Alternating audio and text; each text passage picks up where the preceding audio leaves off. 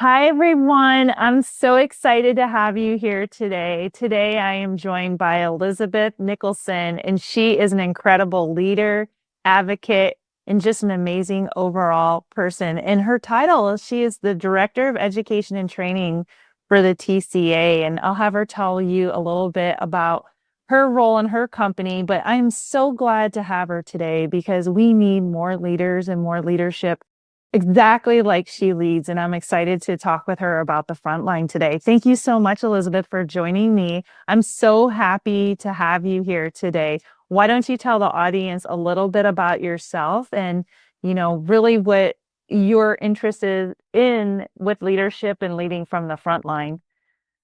Hi, Gina. Thank you so much for asking me here today. I was honored and surprised to get your email, so thank you. I've been at TCA now for a little over a year, and as the Director of Education and Training, I am, work very closely with our members and our leadership about the training that we offer to the industry. And as you know, we don't offer a lot of truck driver training, but we do the executive and the office staff and make sure that the drivers are supported by well-educated people. Um, Before here, I worked for a medical society doing their Wow. education and training, and I was there for about 7 years. And before that, I worked for an airport association, Wow. and I was there for about 15 years. So I've always been in the association world. And so the idea of a corporate world where you have cost centers and you're worried about that and that's all you're worried about is so foreign to me, because in the association world, it's all about our members. It's all about their needs, their wants, and meeting their expectations, and not like a board of director. I mean, we do have a board of directors, don't get me wrong, but we focus on the members and their needs. And I just love that. I love working directly with the people that I'm helping.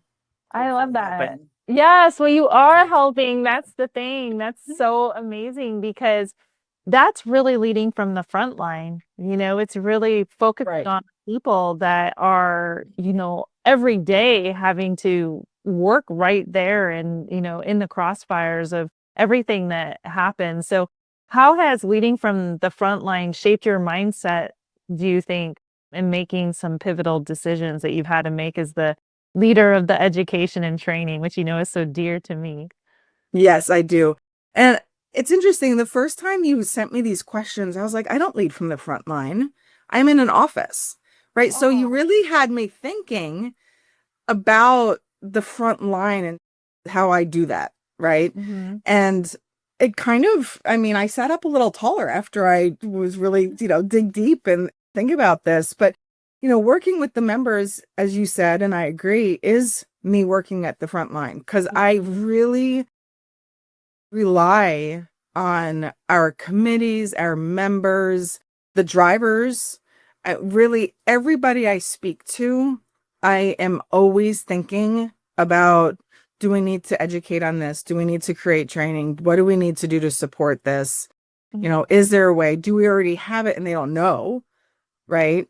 Or do we need to create something? And so I think understanding that relationship with our members is key for me, and listening to them and asking the right questions. And that's really how I think I lead from the front line, is relying on my subject matter experts. Because I don't work in a trucking, it's like I work in an association. It's like when I was at the medical society, I wasn't a doctor, but I still trained doctors. And before that, I wasn't a pilot, but I still trained, airport personnel. So I have to rely on the subject matter experts and trust them.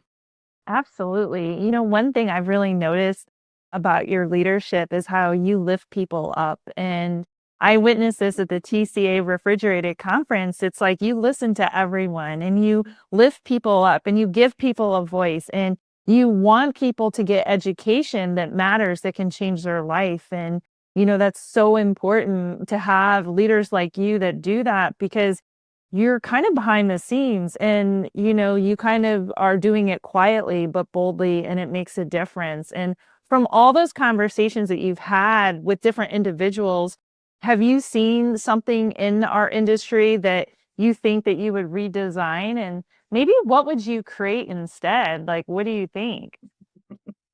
Yeah, I was hoping you weren't going to ask me this one. Uh-oh, uh-oh. No, you know, we've seen such advances in education, Gina. You know that, Yeah. right? Mhm. And now with all of these online trainings, I find that a lot of people get stuck in Mm. the mindset of sitting down in front of your computer Mm. and doing some, either self-directed education or watch a webinar and then check that box and move on, right? Mm. Mm. Because it's easy.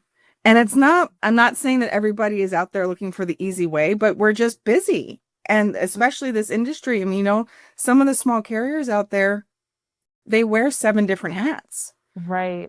They're employees. And so the HR person is the marketing person, is the onboarding so it's like, how do Right. they find the time? Because they also have kids at home or husband, wife, whatever. They have a life. I would love to see that mindset shift Mm. where, there's more practical education Mm. and, these little snippets of, okay, this is a best practice. Now go put it in place and come back and report in 6 months and tell us how you did.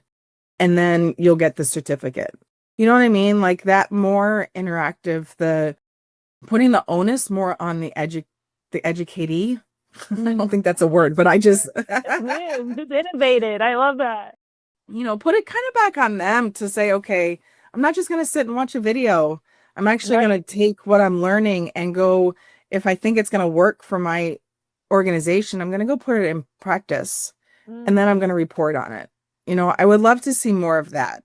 Yeah, like kind of But like that's a a big mind change. That's a really big change. it is. And the one thing that, I've heard you talk about, and it's very passionate to me, is content doesn't change lives, right? The connection, the application, the engagement changes and moves the industry forward. Have you seen an innovation or something emerge from this industry in an unexpected place? Have you seen any innovation come to life, maybe through that or through conversations that you've had? Oh, absolutely. I mean, the innovation with the content, are you asking? Just in general, Just whatever. in general, just like great ideas. That's like, oh my Yes, God, like, great yeah, okay. ideas. You just invented Uh, a word, so I think I it's know, I a did. right here. It's perfect. Yeah. Every time I have a meeting, Mhm. literally, like every time I have a meeting, the conversation with somebody else, if it's an internal conversation with the committee, an idea is there. You just have to know how to look for it. And you have to have your mind open to seeing it, right? Mhm. And so we were one of the committee meetings just recently that we had with my retention, recruitment, and human resources committee. They were talking about yes, we do have training for, I'm just going to say the RRHR personnel, Mhm. but it's a little outdated. And we had a list of topics that they wanted TCA to teach. And so it finally, after back and forth and how we're going to do it, is also recognizing not to reinvent the wheel, right? Mhm. We have an online leadership series that's Mhm. doing very well. So why don't we create an online recruitment and retention series Mm. where it's Mhm. live content, you have the webinars, you have that interaction, put it online. And Mhm. so that's what we're doing. I And love that. yeah, and so it's a brand new program and it Yeah. was not in the plans to create for next year and it Yeah. was not in the budget. It was not in the operating plans. It was Yeah. nowhere. Oh, And and at we're one meeting and now I have a sponsor for it. I have five out of 6 sessions filled yeah. with speakers and moderators from the industry. And it's great and it's I love wonderful it. and it's Congratulations. exciting. Yeah. It is, it just takes somebody like you, someone working on the front line to be passionate and create something meaningful for the industry. So thank you for Yeah. that. What do you You're hope welcome. 10 years from now? What do you want people to remember about your work and how it's moved the people forward? 10 years from now, what do you want people to remember about your work? Oh my goodness. I don't know. I want people to look back in 10 years. This is going to sound weird, but not know who I am. Mm, hmm. It's not about me, Right. and it never has been. And that's kind of, I want the industry in 10 years to look at TCA and Hmm. say, that is where you go to get education. Oh, I love it. But you're going to set the pathway. You are setting the That's pathway. what I You're want to setting do. the Yeah. foundation. I love it. Well, this is why today I am honoring you with the Pelican Award. And Oh, you'll get this in the mail and I'll have your name on it. But I chose a pelican because I wanted to start my podcast to recognize leaders that don't always get the spotlight, but you move the mountains just the same. You're changing what the TCA does for their education, and you're not the loudest voice in the room, and you're not chasing applause or titles. You just said it, like you just demonstrated that, but you keep showing up for others again and again. And I created this Pelican Award to honor quiet heroes in the industry, people that lead with the heart, who carry the weight of others without asking anything in return. And I chose the Pelican for a reason because pelicans, I live in Charleston and I watch them and they live in hunting groups. They don't thrive in isolation, but they thrive in community and connection. I believe they represent teamwork, social bonds, and the balance between giving and receiving. And I wanted to honor you with this because I believe and I have witnessed that you embody all of these traits and you see the strength in others and you lift them higher and you give to others without ego. And you don't always lead from the front. You even said, I don't even right. know, but you lead within the community and your work, I know, doesn't always make headlines, but your impact, it is lasting, it's personal, and it's powerful. So today I Thank honor you. you, Elizabeth, for the way you move people forward, how you've lifted me up and quietly and purposely delivered your mission and education and learning, and for the community that you're building and you have built, and for the balance you bring, and for the lives that you're changing just by being you. So congratulations. You are a Oh, Pelican, and I am so thank honored you. to know and have had the opportunity in my career to work with you. So today, I'd like you to leave us leaders and future leaders with some lasting words in leading to the front lines for the future. You know, I do have some lasting words for this one. And I think for me and for all leaders, right, especially within education, but even as CEOs and whomever, you are still educating everybody in your organization every day. Doesn't matter what you do, you are educating them on how to talk, how to write, how to walk, whatever, right? But I think with today, with AI, with all this technology, I think the biggest gift we can give to anybody is the gift of confidence. And educating people gives them confidence because they stand up straighter, they hold their head higher, and they'll do better if they have that confidence. And so investing in your employee education and their future and their growth gives them confidence, which ultimately gets paid back in, billions of ways. So that's Yeah. my lasting thought. I love it. Confidence, lead with confidence, teach confidence, and together let's be confident. Yeah. And I appreciate it. Thank you so much, Elizabeth, for coming on my podcast. Keep shining. Your story is just beginning. Thank you, Gina. Have a great day. You too. Dr. Gina Anderson here. Thank you so much for listening to On the Front Line, the Safety, Learning, and Operations podcast.